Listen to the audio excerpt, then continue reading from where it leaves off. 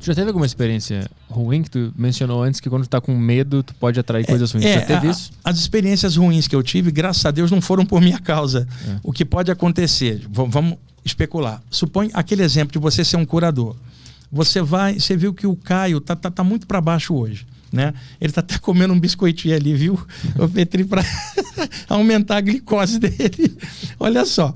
Ele tá ali meio triste, você fala assim, poxa, eu vou dar uma ajudinha pro meu amigo, vou vibrar uma energia aqui, o outro vibraria uma prece, cada um tem seu jeito, né? Suponhamos que o Diego, meu amigo que tá ali, é uma presença espiritual dessas pesadas, apegadas ao plano físico, e ele tá agarrado na aura do Caio. Por isso o Caio tá mal, porque é meio a meio, metade é o Caio, metade é o Diego ali.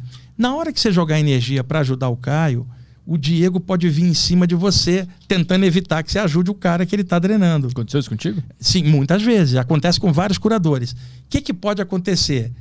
Você sai do corpo durante o sono e bate de frente com o Diego, porque você estava tentando ajudar o Caio. Então, uma experiência que eu estou dizendo negativa, uma força contrária, trevosa, tentando afetar a você. Mas se você já sabe disso que você está estudando, na hora que você passar a energia para o Caio, você pensa logo assim, que o Caio, e se houver alguém junto dele, que ambos melhorem. Você já joga no atacado, não no varejo. Né? Então você já ajuda, por exemplo, eu vou vibrar uma energia aqui, que as pessoas que estão aqui no estúdio melhorem e quem tiver em torno melhore junto, o prédio inteiro, sabe? Aquela coisa legal. Então a experiência negativa que eu falo é no caso de encontrar uma presença, uma força trevosa que vem contra, por causa de uma ajuda que você deu para alguém. E um detalhe também, Petri, suponha que você ficou um dia muito irritado. Pô, você tá cheio de pensamento pesado. Não é o teu normal, aquele dia você tá de pá virada. Um ser trevoso encostou na tua aura por sintonia. Semelhante atrai semelhante. De madrugada, se você sair do corpo, quem é que você vai ver na sua frente? O cara que já estava durante o dia, que você não tinha visto. Como durante o dia você não tinha visto, você vai achar que o cara veio na hora que você saiu. Mas ele já estava antes. Aí você volta pro corpo e fala assim, sair do corpo fez o cara vir até mim. Não, o cara já estava. A saída do corpo só te mostrou o dano que aquilo estava causando, podendo até você tirar aquilo de perto. Então, muitos mitos em cima de saídas do corpo, de que você poderia encontrar seres trevosos. Na verdade, a maioria dos casos que você vê fora já existia aqui. A saída apenas te mostrou. Só enxergou. Mas como as pessoas não estudavam tanto esse tema, elas imaginavam que sair do corpo traria essas presenças para perto. Elas já estão aqui, muitas vezes ligadas à humanidade desequilibrada, a saída só mostra isso. É muito difícil estudar esse assunto, né? Os estudos sobre esse assunto, eles se resumem a relatos e experiências pessoais que encaixam. Tipo, a tua foi parecida com a do cara, então você chegou num consenso? Não, isso é variado, porque praticamente todas as áreas espirituais em algum momento tocam nesse tema. O que varia é que cada área tem sua abordagem diferente. Se você pegar um livro espírita que falar de saídas do corpo, ele vai abordar de acordo com o parâmetro espírito, que é natural. Aí você pega um livro ocultista que tem um capítulo de saída do corpo, o parâmetro vai ser mais esotérico e daí por diante. E você pega um parapsicólogo, por exemplo, o parâmetro dele vai ser mais técnico, dentro dos limites da parapsicologia, que é a tentativa de entender os fenômenos paranormais de uma forma mais científica. Mas mesmo a parapsicologia ainda reflete o nível do ser humano aqui, enquanto que a saída do corpo, enquanto fenômeno, ela extrapola o que a parapsicologia diz, porque a parapsicologia não admitiria a presença de seres extrafísicos que você está vendo na saída. Aí diria, então prova que eles existem. Como é que eu vou pegar um cara do lado de lá e trazer ele aqui e materializar na tua frente, Petri?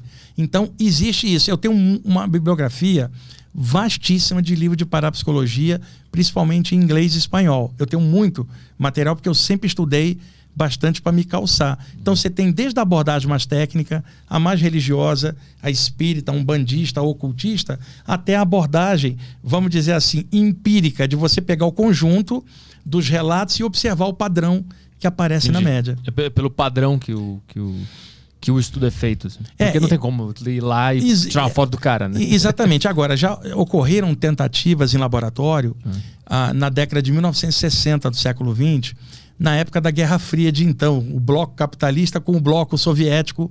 Então, ambos os lados queriam desenvolver um espião psíquico, alguém que saísse do corpo e visse o plano do foguete do outro. Então, desenvolveram várias experiências em laboratório, tanto russos quanto americanos daquela ocasião, e havia muita grana envolvida, porque o motivo não era muito nobre, né?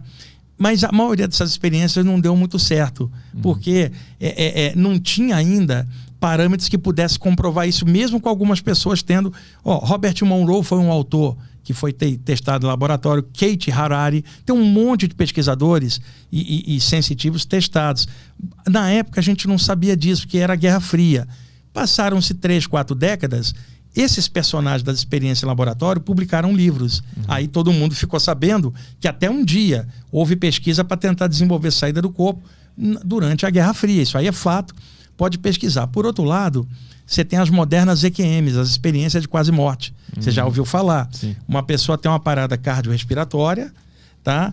E o médico está ali desesperado tentando fazer a reanimação do corpo, e a pessoa experimenta uma saída do corpo, se vê em outro ambiente, aparece um ser de luz e fala, desce que não é tua hora, empurra ela de volta, ela narra para o médico, algumas com detalhes que não teria como ela saber, detalhes que estavam acontecendo no mesmo momento. Então isso foi chamado de EQM, experiência de quase morte. O pioneiro dessa área foi um psiquiatra americano chamado Raymond Moody Jr., que em 1974 lançou o livro Vida Depois da Vida, que tinha os relatos de pacientes que tinham tido parada cardiorrespiratória e tinham tido saídas do corpo.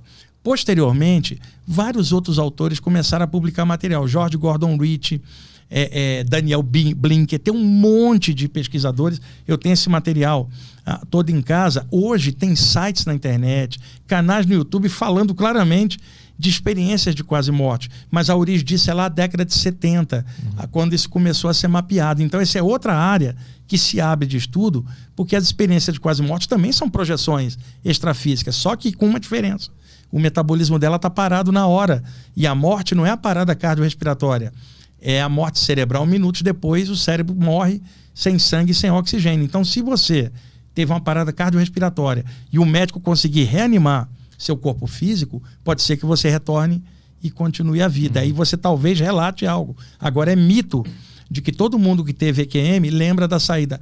50% não lembram de nada, tá? E outra coisa, é mito de que a EQM sempre aparece um ser de luz que empurra você para dentro. Existem relatos de EQMs horrorosas em que a pessoa se viu em ambientes horríveis com presenças negativas também perto delas. Então, a experiência de quase morte, ela reflete o nível humano, assim como as saídas do corpo também.